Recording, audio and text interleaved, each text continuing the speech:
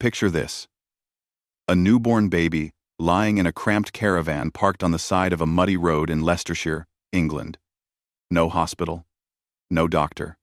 Just a Romany gypsy family welcoming another mouth to feed in 1970. That baby was Alfie Best. And today, more than 5 decades later, he stands as the wealthiest gypsy in the world, commanding a fortune estimated at £740 million. But this is not just another rags to riches story. This is a tale of a boy who couldn't read, who was kicked out of school at 12, who faced racism from every direction, and who somehow built the largest mobile home park empire in Europe.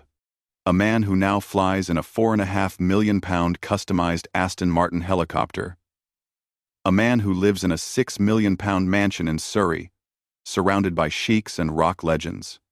Yet beneath the glittering surface lies a darker narrative.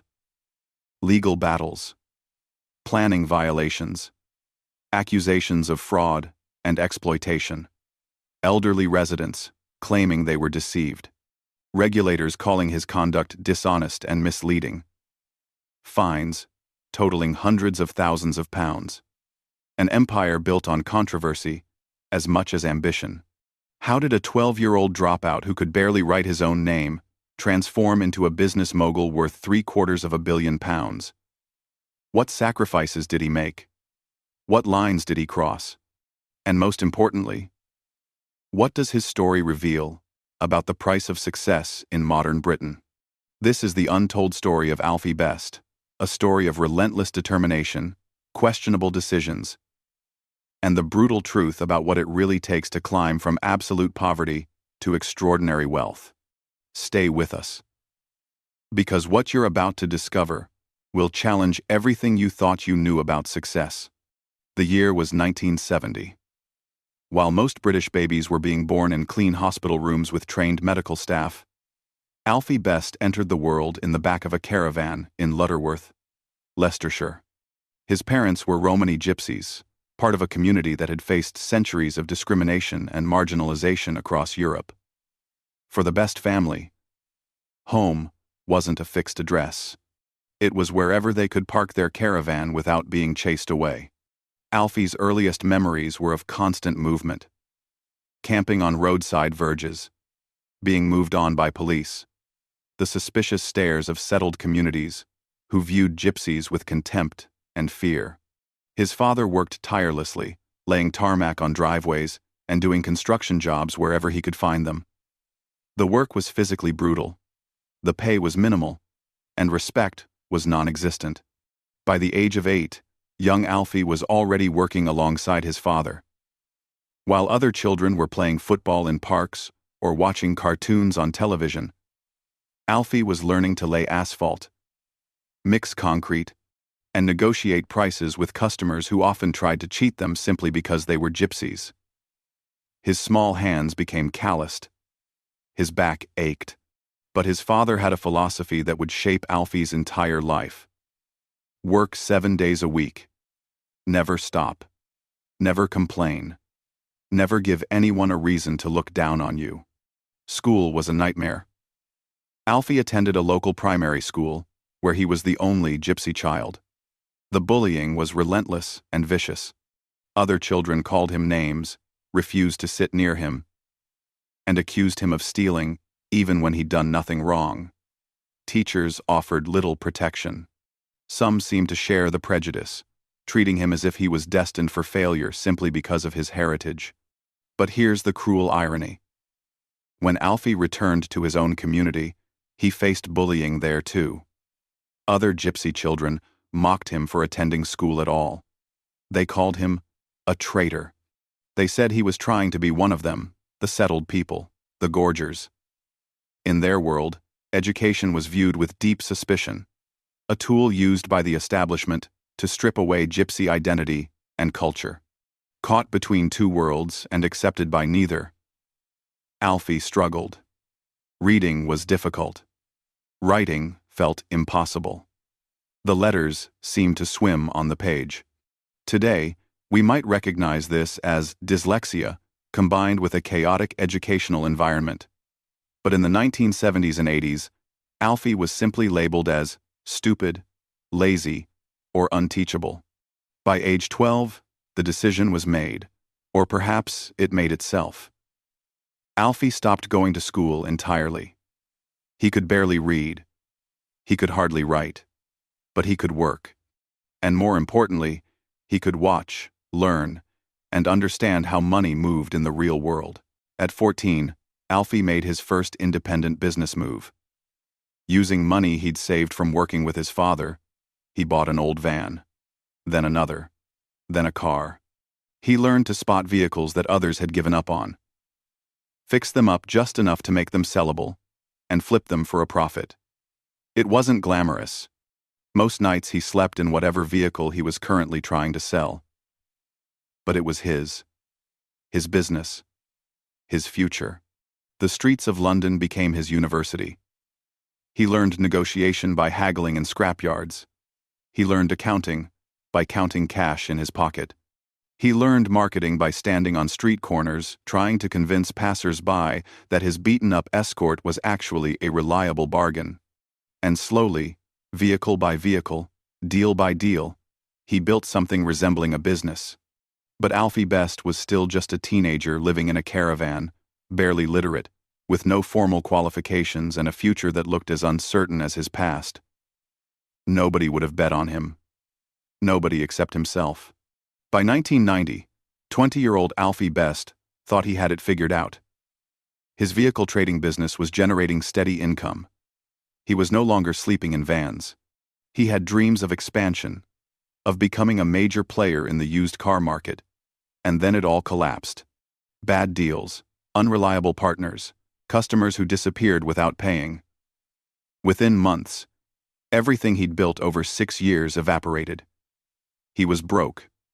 Completely and utterly broke. The boy who'd worked since age 8, who'd sacrificed his education and his childhood, found himself with nothing. Desperate and humiliated, Alfie took a job at a mobile phone shop in London. The pay was £70 per week. Barely enough to survive. He was stacking phones, dealing with difficult customers, and watching other people live the life he'd dreamed of for himself. But Alfie Best didn't know how to quit. Even in his darkest moment, his mind was working, observing, calculating.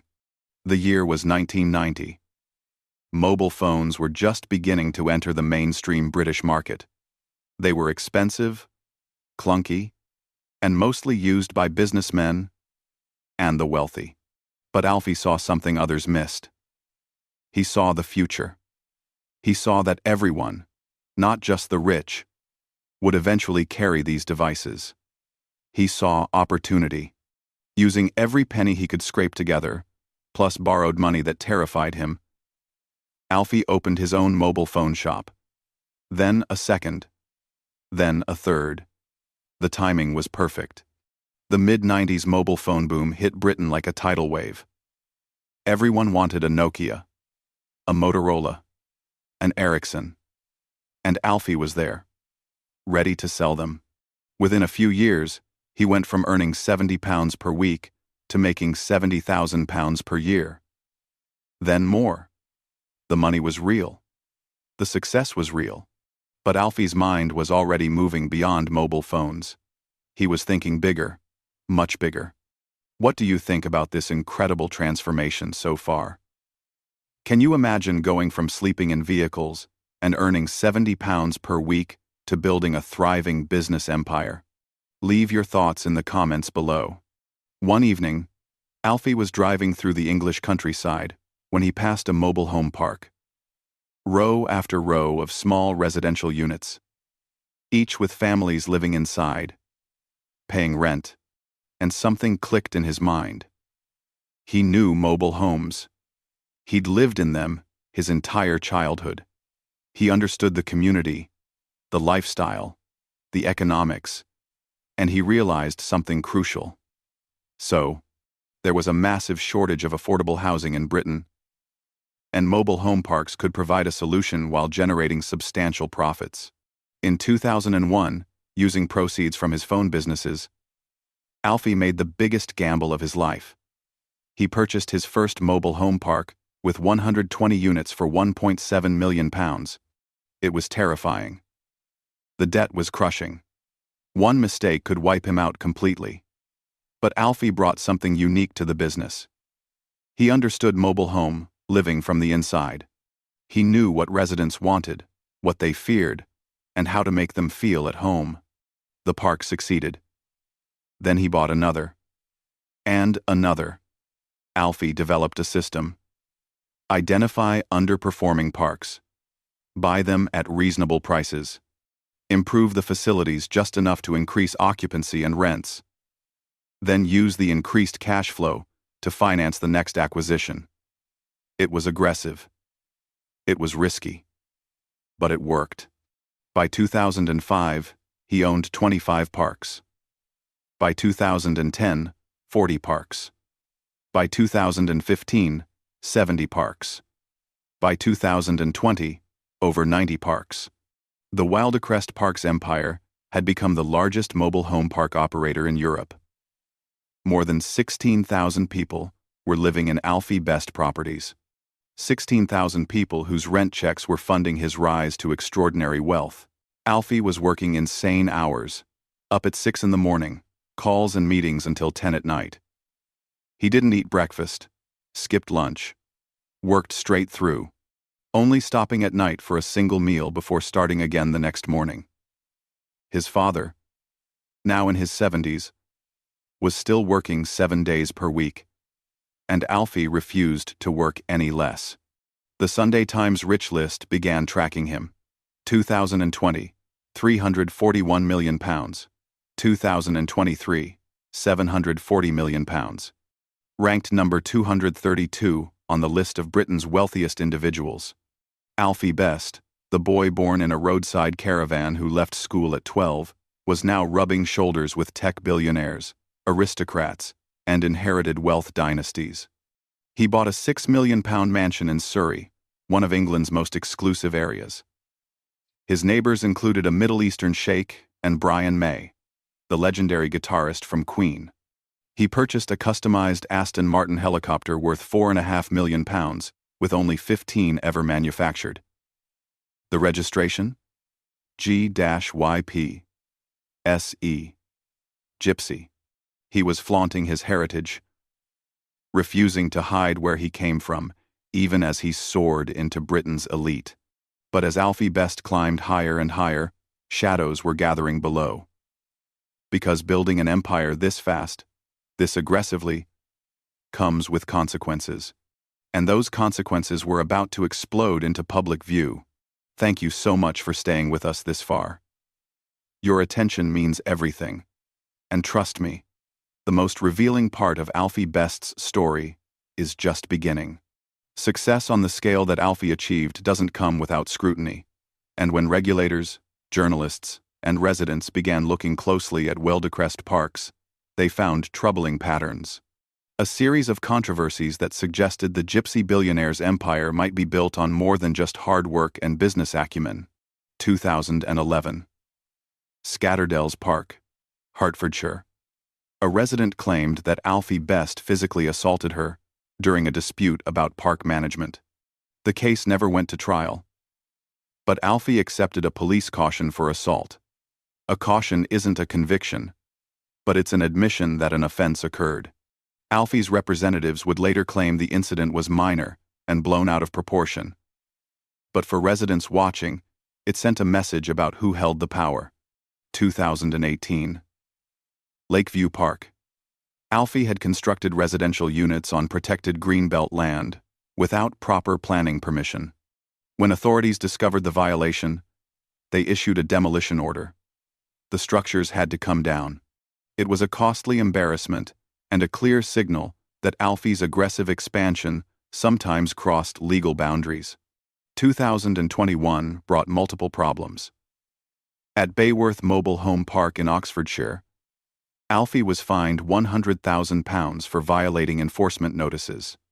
He'd continued construction work without proper planning permission, even after being explicitly told to stop.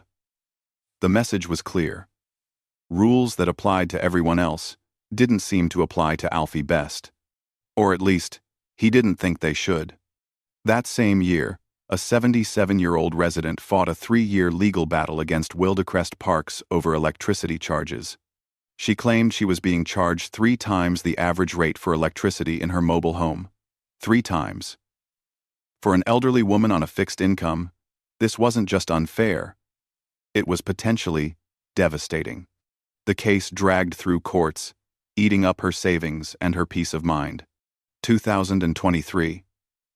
Alfie was fined £33,000 for operating parks without proper licensing. Then another fine of £75,000 in Cornwall for breaching planning rules. The fines were adding up. But for a man worth £740 million, were they anything more than a minor cost of doing business? But the real bombshell came in March 2024. BBC Panorama, one of Britain's most respected investigative journalism programs, aired a damning investigation into Wildecrest Parks. The accusations were serious. The program alleged that Alfie was selling holiday homes as permanent residences, a practice that's illegal under UK planning law. Holiday parks and residential parks have completely different planning requirements and regulations. The investigation featured Louise Hopkins, a buyer who purchased a property from Wildecrest for £165,000. She believed she was buying a permanent home, but it turned out the property didn't have planning permission for residential use. When the case went to court, judges used devastating language. They called Alfie's conduct dishonest and misleading. These weren't accusations from tabloid journalists. These were findings from the judicial system. Current and former residents began speaking out. They described aggressive contract terms, unexpected rent increases that they couldn't afford, maintenance fees that seemed to climb every year without corresponding improvements to the parks. Elderly and vulnerable people feeling trapped in a system that favored the landlord at every turn. One recurring theme emerged. Alfie Best seemed to view regulations as obstacles to be circumvented rather than rules to be followed. Planning permission? Build first. Deal with consequences later. Licensing requirements? Operate anyway and pay the fine if caught. Resident complaints? Manage them through contracts that heavily favored Wildecrest. Alfie's defenders argued that he was providing affordable housing in a country with a desperate shortage, that his parks gave thousands of people homes they otherwise couldn't afford, that he was being targeted because of his gypsy heritage, facing scrutiny that wouldn't be applied to traditional property developers. There's likely some truth in this. Prejudice against gypsies remains deeply embedded in British society, and successful Romani businesspeople often face disproportionate criticism. But the pattern was undeniable. Year after year, case after case, fine after fine. The controversies weren't isolated incidents. They were systemic issues suggesting that Alfie Best's business model pushed ethical and legal boundaries on a regular basis. And yet, despite everything, the empire kept growing. The wealth kept accumulating. Because in British capitalism, it seems, breaking rules and paying fines can simply be calculated as a cost of profit maximization. As long as the money kept flowing in faster than the fines went out, Alfie Best could keep building his controversial empire. While legal troubles and controversies swirled around his business empire, Alfie Best was living a life that seemed almost designed to flaunt his extraordinary wealth.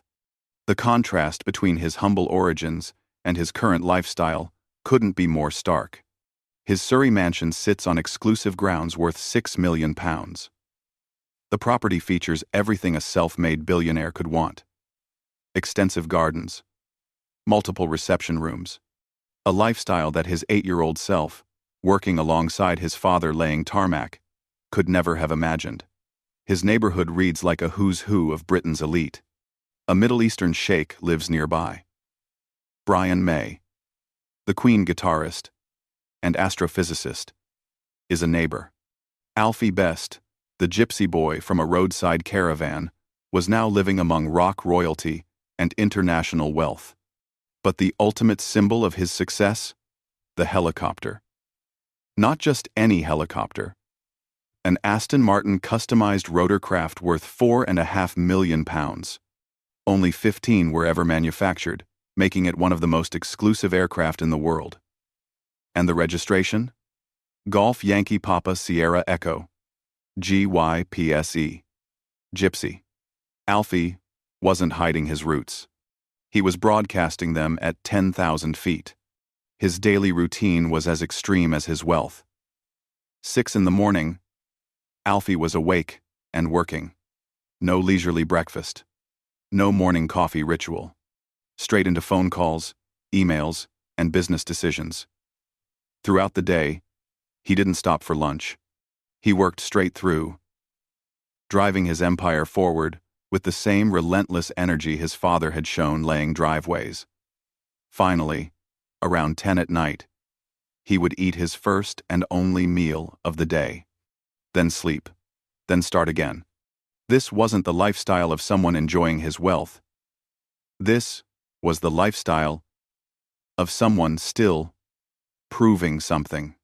Still working as if he was that broke 20-year-old in the phone shop earning £70 per week. Still driven by demons that wealth alone couldn't quiet. Alfie's personal life was more complex than his public image suggested. He married his first wife, Rachel, and together they had 2 children, Alfie, Jr., and Elizabeth. But the marriage eventually ended in divorce. The demands of building an empire, the constant work, the controversies, all took their toll on his family life. His son, Alfie Jr., followed his father into the public eye. He appeared on reality television shows including My Big Fat Gypsy Fortune and Absolutely Ascot. The younger Alfie embraced the lifestyle his father's wealth provided, becoming a minor celebrity in his own right. But he also faced the burden of his father's reputation, constantly asked to defend or explain the controversies surrounding the family business.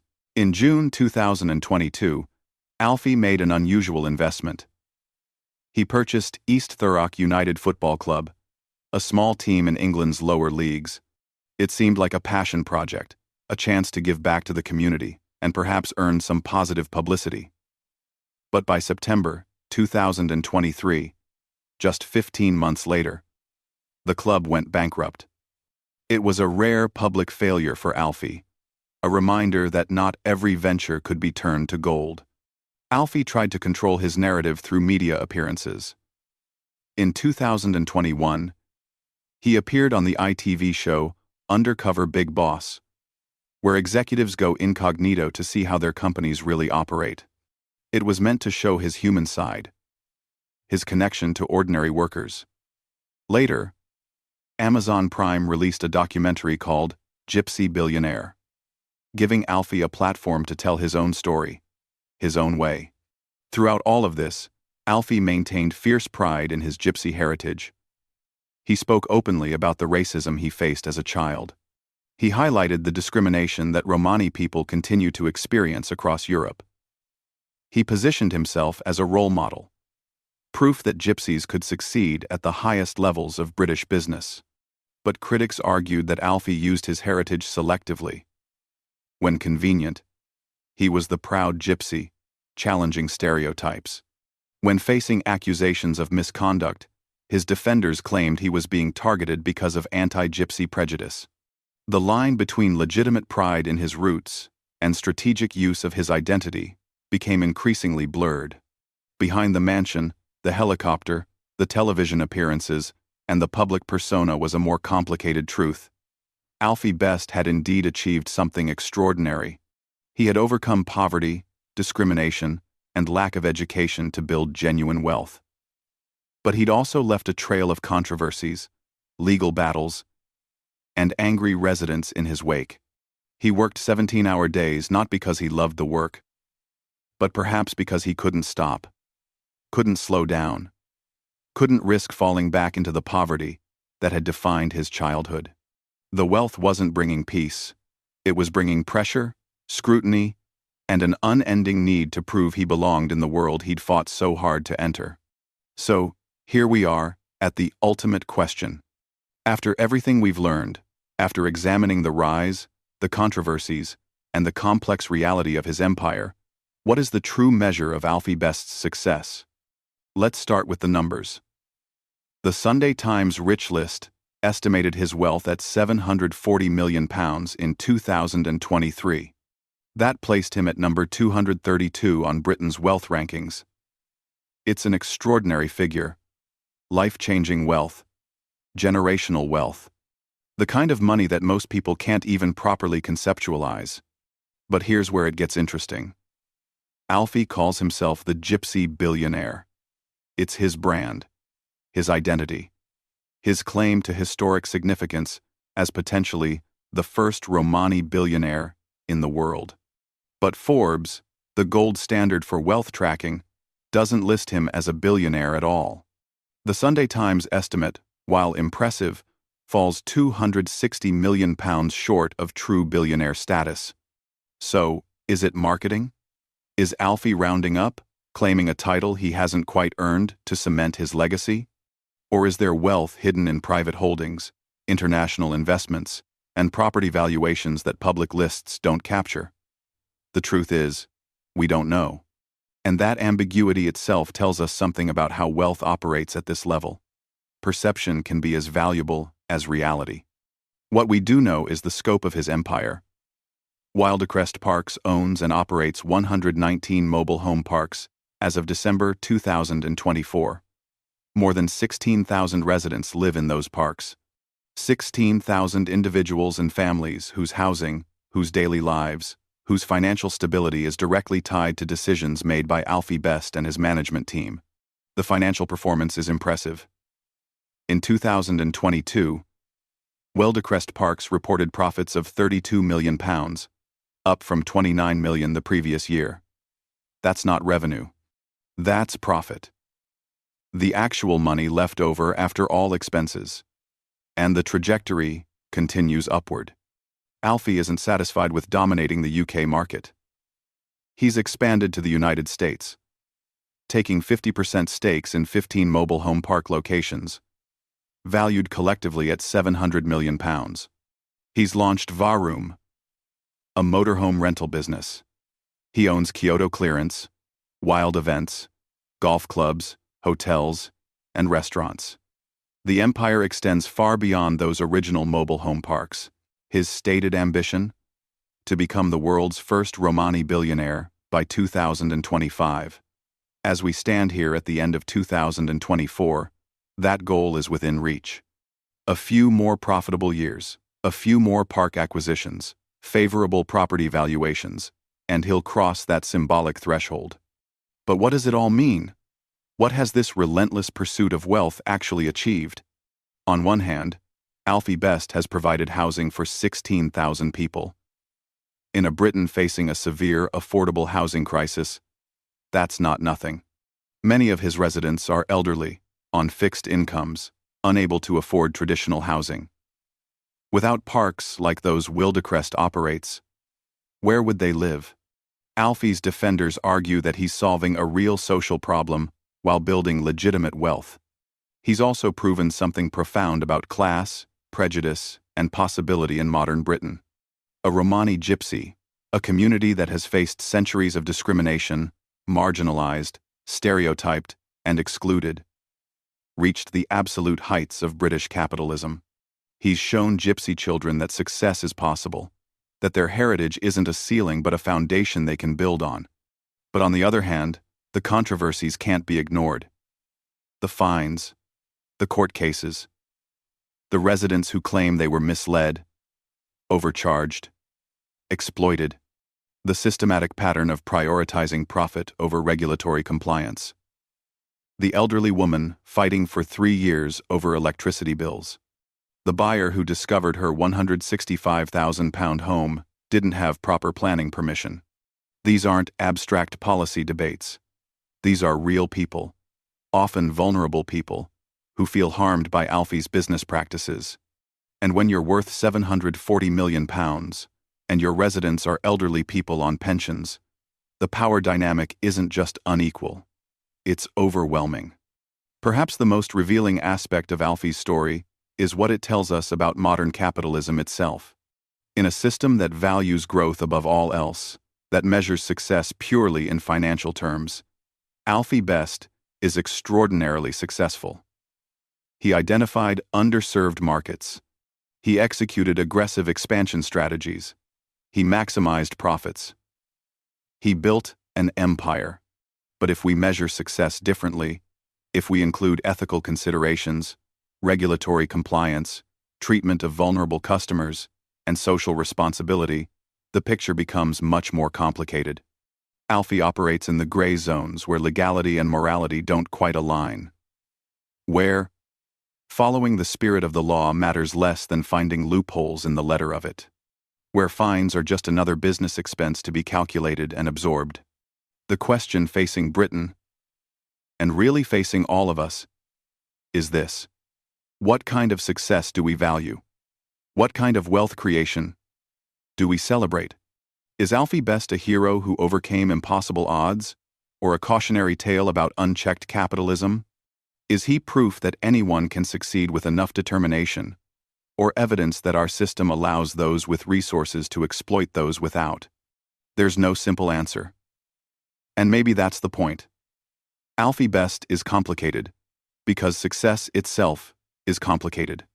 Wealth creation has always involved winners and losers, innovation and disruption, opportunity and exploitation.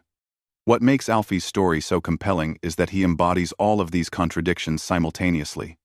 As we close this chapter, Alfie Best continues working his 17-hour days, still chasing that billionaire title, still expanding his empire, still fighting legal battles and paying fines, still living in his Surrey mansion and flying his Gypsy helicopter, still, after all this success, unable to stop proving himself. From a caravan in Lutterworth to the Sunday Times rich list, from illiteracy at age 12 to commanding a £740 million empire, from society's margins to its very center. Alfie Best's journey is undeniably extraordinary. But the price of that success? That's something only Alfie himself can truly calculate.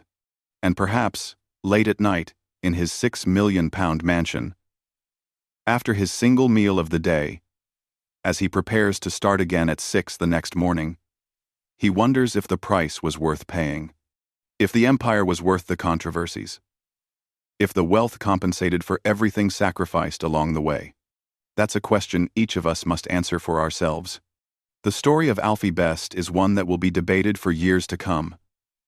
A tale of incredible determination, questionable ethics, undeniable achievement, and troubling controversies. A man who represents both the possibility and the problems of modern capitalism. From a boy born in a roadside caravan, unable to read or write, rejected by schools and society, to potentially Britain's first Romani billionaire, Alfie's journey defies easy categorization. He is simultaneously inspiring and concerning, admirable and troubling, a success story and a cautionary tale. Now we want to hear from you. After everything you've learned, what's your verdict on Alfie Best? Is he a visionary entrepreneur who provides affordable housing while building legitimate wealth? Or is he an exploitative businessman who profits from vulnerable people while skirting regulations? Is his story proof that anyone can succeed with determination, or evidence that our system rewards those who push ethical boundaries? Leave your thoughts in the comments below. We read every single one, and your perspectives help shape these conversations. This isn't just about one man's journey. It's about what we value as a society, how we define success, and what we're willing to accept in pursuit of wealth. If this story resonated with you, if it made you think, question, or see things differently, please subscribe to our channel. Hit that notification bell so you never miss our deep dives into the complex, controversial, and fascinating stories behind extraordinary lives. And most importantly, click on the next recommended video. Because there are more stories like this waiting, more complicated truths to uncover, more questions that deserve exploration. Thank you for investing your time with us. Thank you for engaging with complexity rather than simple narratives. And thank you for being part of a community that believes understanding the full truth, however complicated, matters more than comfortable myths. The story of Alfie Best continues. His chase for that billionaire title goes on.